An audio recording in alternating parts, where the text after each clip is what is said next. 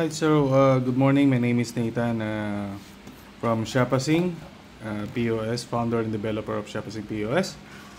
So may mga merchant tayo nang nagtatanong kung paano nila ipapunch yung Panda and Grab deliveries or orders nila, no? So nasa separate device nila pumapasok sa Panda and Grab device. So gusto lang i-punch dito para magbawas sa inventory. Kaya lang, the problem is iba yung price nila na sinetup nila sa Panda. Of course, ini-increase nila to compensate yung commission ni Panda para mabawi. No? So, for example, ang base price nila $129. Gusto nila, siyempre, pag pinunch nila dito and itatag nila as Panda sales yan, dapat yung price na nakasetup doon sa back office ni Panda. So, may option tayo dyan. No? So, settings natin, punta lang tayo. Turn on lang natin yan. Actually, ang dami na nating features dito dahil ina-accommodate na natin yung mga request ni merchants. Ayan. So, enable third-party apps. Turn on lang po natin yan. So, itong features na to, hindi nyo po makikita to sa ibang POS.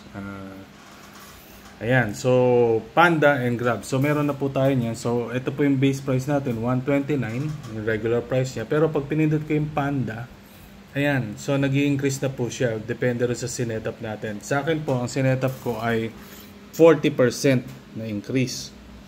Depende sa inyo. Depende po yung kung gusto nyo, kung anong percent ang isa-setup nyo. Pero yung gagawin nyo po dyan, i-standard nyo yung price nyo sa Foodpanda and Grab. So, kung nag-agree kayo na 40%, across all your items in Panda, isa-setup nyo na 40%, tapos i-round up nyo. Katulad nito, 1.4, 180.6 siya. Dapat i-round up nyo kasi sa POS ay automatic siya. So kung naglagay ako 40%, i-round up niya 181 para wala siyang butal. So ganun din po sa Grab. Dito kasi nakasetup sa akin ay 50%. Kaya 194 po yung lumalabas. Okay. So depende po sa inyo kung pareho naman ang Panda and Grab ninyo. Nasa setup niyo na po yun. No?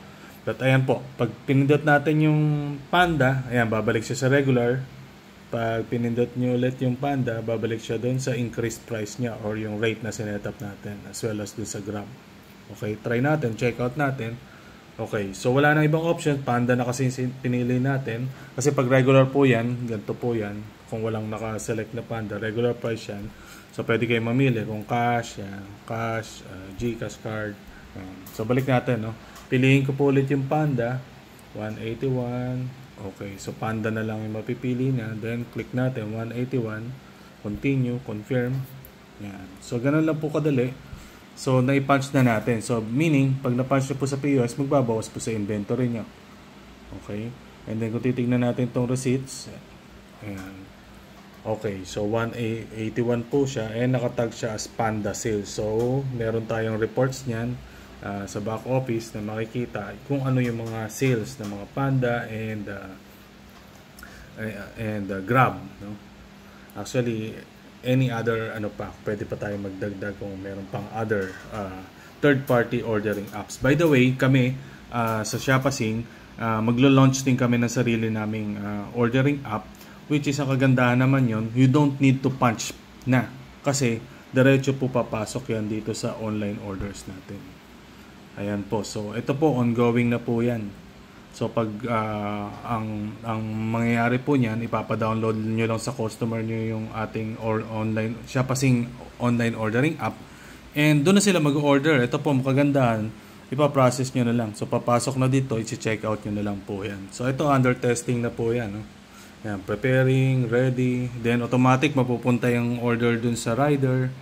Makikita nila, then pupunta sa inyo para pick upin yung order and for delivery and so on. Under na po yan, development. So we are expecting na ma-launch namin yan this October.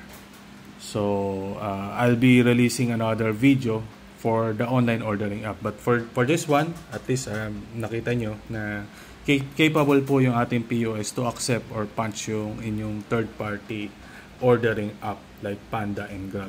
Okay, if you have any questions, my personal number is 0998-886-4031. And good morning.